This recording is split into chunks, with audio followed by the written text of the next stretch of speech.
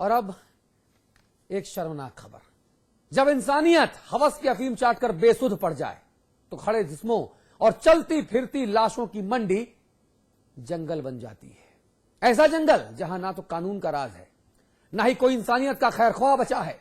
और फिर पेश आती हैं दरिंदगी से लबरेज ऐसी वारदातें जिन पर अब तो शर्मसार होने का भी दिल नहीं करता। ना ही ये सवाल पूछने की हिम्मत होती है किसी रहनुमा से कि भाई साहब, आप तो लोकतंत्र के प्रहरी हो, आप पर हमारी हिफाजत का दारोमदार है, फिर आप अपनी ड्यूटी निभाते क्यों नहीं? आखिर सभ्यता के शब्दकोश से बलात्कार जैसे शब्द को उखाड़ क्यों नहीं फेंका जाता?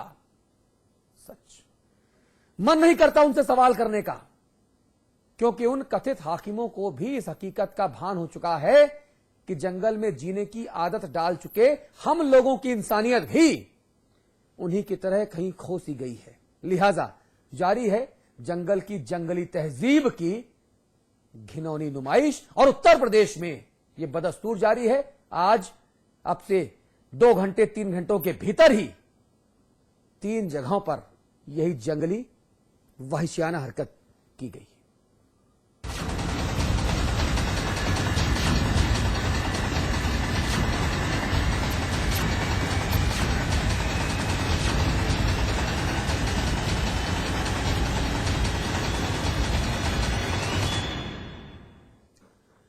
जी हां, उत्तर प्रदेश में फिर से 2 घिनौनी वारदातें हुई।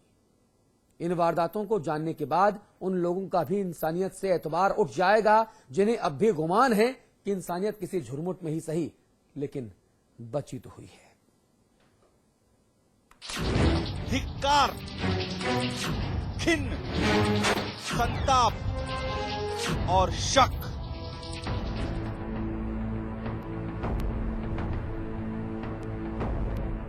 धिक्कार उस मानसिकता पर जो देवी स्वरूपा लड़कियों को हवस भरी वैशी निगाहों से देखता है।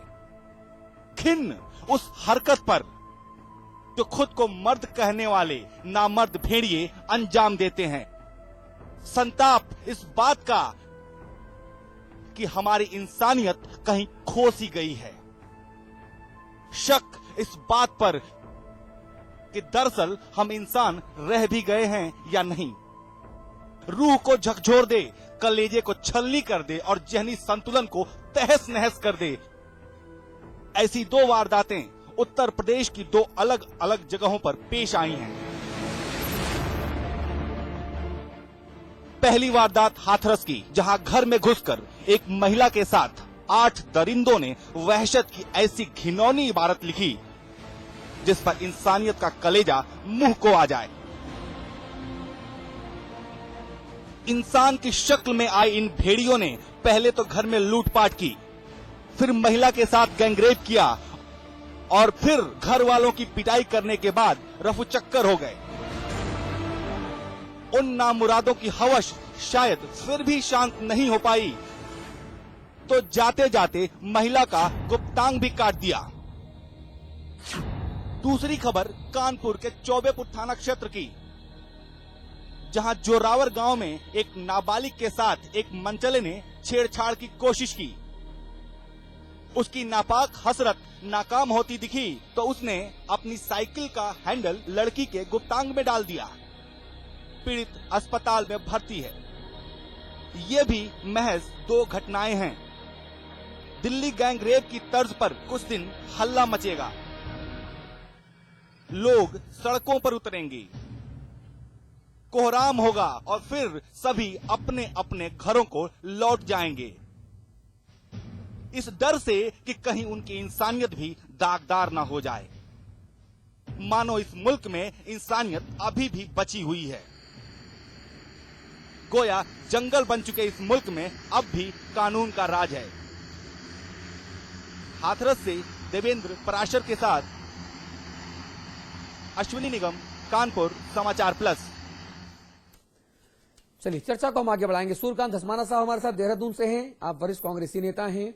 लक्ष्मीकांत वाजपेयी जी और रविदास मेहरोत्रा जी और अमिताभ जी हमारे साथ पहले से ही मौजूद हैं। धस्माना साहब, मैं आपके पास आऊं उसके पहले मैं रविदास जी के पास जाऊंगा, क्योंकि उत्तर प्रदेश की कमान रविदास जी की पार्टी के पास है। रविदास जी, आज 3 ऐसी वारदातें हुई जिससे आपकी सरकार का इकबाल अगर नहीं हिला, अगर चूलें नहीं हिली, अगर मुख्यमंत्री जी को गुस्सा नहीं आया और आपकी क्या कार्रवाई हुई दिखा नहीं, तो शर्म आनी चाहिए, शर्म आनी चाहिए। हाथरस, कानपुर, गोरखपुर, क्या तमाशा हो रहा है? जंगल में रहते हैं क्या हम? ऐसे बनेगा उत्तम प्रदेश? सरकार के कोई इकबाल नहीं, पुलिस से कोई खौफ नहीं, प्रशासन तमाशा देखता है। रविदास जी, हाथरस और कानपुर और गोरखपुर में जो घटनाएं आपने बताई हैं, ये वास्तव में बहुत शर्मनाक घटनाएं हैं और निश्चित रूप से इस पर गुस्सा आना स्वाभाविक है और इस पर कार्रवाई भी होगी, जो कल दिखाई पड़ेगी आपको।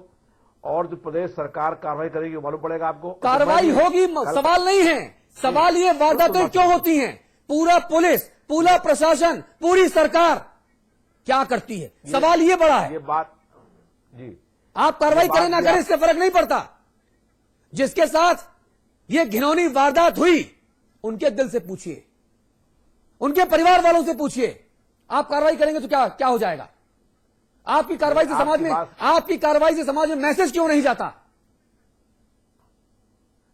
ऐसा कानून बनना चाहिए, ऐसा कानून बने कि जो लोग ये गैंग रेप कर रहे हैं उन सब लोगों को फांसी हो और उनके साथ दंड देख करके फिर किसी के दुस्साहस से हिम्मत ना हो पाए कि वो हमारी बहन या बेटी के जो साथ कानून है उनको तो ठीक से लागू करा दीजिए महाराज। जो कानून है उनको तो ठीक से लागू करा दीजिए। रविदास जी, आपके लिए एक शेर। रविदास जी, एक मिनट, आपके लिए रविदास जी, हम जो स्थितियां हैं, रविदास जी, आपकी जो आप बात कह रहे हैं हम उससे सहमत हैं और हम लोग खुद चाहते हैं कि हमारी बेटी और हमारी बहन के साथ ऐसी हरकत कोई न करने पाए और जो करे उसको दंड ऐसा मिले कि उसको देख करके फिर किसी की हिम्मत ना होने तो दिखाइए ना, रविदास जी, दिखाइए उधर। रविदास जी, आपने जो कहा है उस पर कार्रवाई कल दिखाई पड़ेगी आपको। अरे भाई, आज घटनाएं हुई हैं, देखिए रविदास जी, एक शेर आपके लिए छोड़ रहा हूं, गौर से सुन लीजिए। तू इधर उधर की न बात कर, तू ये बता कि कारवा क्यों लुटा, रहजनों से हमको गिला नहीं, तेरी रहबरी का सवाल है। कहां है सरकार? पूर्वी उत्तर प्रदेश गोरखपुर, बच्ची की नाक काट ली। मध्य उत्तर प्रदेश कानपुर, बच्ची के गुप्तांग में साइकिल का हैंडल डाल दिया। पश्चिमी उत्तर प्रदेश हाथरस, वो दरिंदगी की, दिल्ली की घटना की याद आ गई हमको। एक दिन में 3 जगह, पूरा पश्चिम और मध्य, पूरा उत्तर प्रदेश नप गया उसमें। पूरा भूगोल आ जाता है उत्तर प्रदेश का, गाजीपुर से गाजियाबाद तक। कहां है सरकार? इकबाल क्यों नहीं दिखता? मैं कभी इस पर बहस नहीं करता कि अपराध क्यों हो गया। मेरा मूल सवाल है, घटनाओं के जरिए इकबाल कहां है हुजूर? इकबाल कहां है? सत्ता की हनक क्यों नहीं दिखती मुझको? यूपी या में तो कम, मेरी आंखों में कमी, जुर्म यहां कम, या तो मेरी आंखों में कमी, या उस डॉक्टर की दवा बेअसर जो दवा देने का दावा कर रहा है। 2 ही बातें हैं। वाजपेयी या जी, तो मैं देख नहीं पा रहा, ये डॉक्टर की दवा गलत है। वाजपेयी जी, जंगल में रहते हैं क्या हम और आप? क्या कल से मैं अपने चैनल में उत्तर प्रदेश नहीं जंगल प्रदेश बोलना शुरू कर दूं आवाज कर दिया, आवाज कर दी कि जंगल प्रदेश में आपका स्वागत है? क्या मैं ये बोलना शुरू कर दूं कि हां, मैं भारत के उस हिस्से से आता हूं जिसे जंगल प्रदेश कहा जाना चाहिए? इसकी बात कर दी। वाजपेयी जी,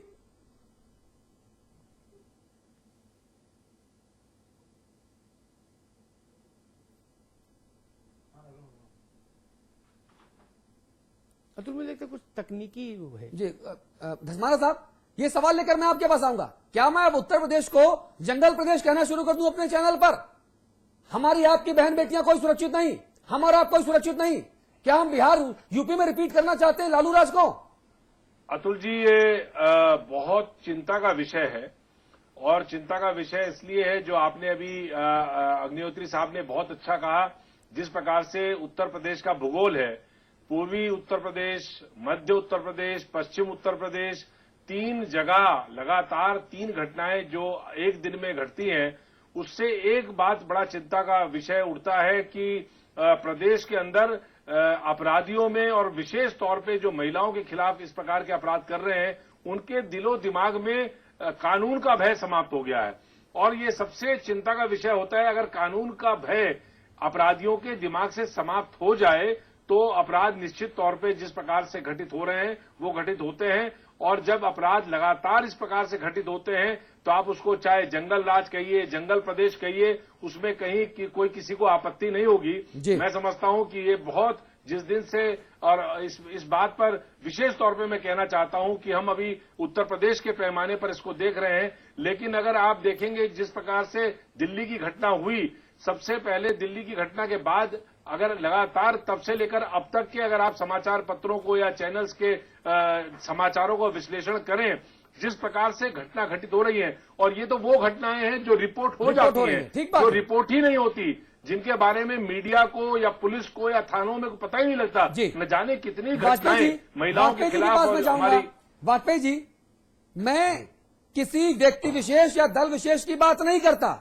कानपुर में जो वारदात हुई, कहा जा रहा है कि वो भाजपा के कार्यकर्ता के लड़के के द्वारा की गई। आप लोग आज गवर्नर साहब से मिलने गए। हाँ, मैं बिल्कुल। ये इतना विरोधाभास क्यों? और आपने अभी तक क्या कार्रवाई की? आप तो मुखिया उस पार्टी के, उस प्रदेश के। सुनना, मैं पार्टी के अपनी स्टैंड पर कायम हूं। अपराधी कोई भी हो, कितना भी किसी कार्यकर्ता का लड़का हो, उसके विरुद्ध उसी प्रकार सख्त कार्रवाई होनी चाहिए जैसी हम औरों से अपेक्षा करते हैं। और वाकई ऐसी कार्रवाई होनी चाहिए कि भविष्य में कोई साहस जुटाने न सके। मैं बिल्कुल इस बात का सहमत नहीं हूं। कार्रवाई होनी चाहिए। मुलजिम है और जिसके साथ अपराध घटा वो पीड़िता है, और हम पीड़िता के साथ खड़े हैं। किसी अपराधी व्यक्ति के साथ पार्टी कभी नहीं खड़ी होगी। और हमने जो मांग की है हम उस पर कायम हैं, और उसके अधीन जो दोषी उस पर कार्रवाई होनी चाहिए। हमारी तरफ से कहीं कोई पक्षपात की बात नहीं आएगी, ना मैं उसका कभी समर्थन करूंगा। जी मेहरोत्रा जी, मैं एक बात कहना चाहता हूं। उत्तर प्रदेश सरकार जब मंत्री परिषद में मनोज पारस जो 376 के मुलजिम हैं, वो मंत्री परिषद के सदस्य रहेंगे। ठीक है कि चुनाव आयोग में चुनाव लड़ना प्रतिबंधित नहीं, अनुमति मिल गई, विधायक बन गए, लेकिन विधायकों में से मंत्री परिषद के रूप में चयन करने का अधिकार तो माननीय मुख्यमंत्री का है। रविदास मेहरोत्रा जी, मेहरोत्रा जी, मैं सिर्फ एक सवाल पूछना चाहता हूं कि उत्तर प्रदेश ऐसे उत्तर प्रदेश बनेगा? अखिलेश जी के सपनों का अगर ये उत्तर प्रदेश है तो मुझे उन सपनों पे शर्म आती है। नहीं, ऐसा नहीं बनेगा। हम लोग ये जो हमने पहले आपसे बात कही थी, हम लोग चाहते हैं, और ऐसा आपको दिखाई पड़ भी रहा होगा, लगातार कार्रवाई होगी। एक बात कही वाजपेयी से, जैसे भी आपने एक बात कही, प्रदेश सरकार में एक मंत्री है, और कानपुर में जो भारतीय जनता पार्टी के एक नेता के पुत्र ने ये बलात्कार करने का प्रयास किया है, तो भारतीय जनता पार्टी की उस नेता को पहले पार्टी निकालने काम करें। आप प्रदेश के अध्यक्ष हैं, आपको खुद अधिकार है, पता लग रहा है कार्रवाई सख्ती के साथ होगी। मैंने कहा ना कि मैं किसी कार्रवाई का आप तो मंत्री परिषद का सदस्य बनाए बैठे हैं। 16 दिसंबर को दिल्ली की घटना हुई, उस दिन के बाद से आपकी आंखों का शर्म रविदास जी, कार्यकर्ता होने और मंत्री होने में फर्क है। कार्यकर्ता और मंत्री में फर्क है। मंत्री के हाथ में कलम होती है। तो अभी चैनल के माध्यम से निकालने का अधिकार है ना, अभी जाते ही कार्रवाई करूंगा। लेकिन आपकी मंत्री परिषद का सदस्य है। 16 दिसंबर से हम बार बार इस बात को उठा रहे हैं। माननीय मुख्यमंत्री जी उसको अभी तक मंत्री परिषद से बाहर नहीं कर रहे हैं। जिस मंत्री परिषद में बलात्कारी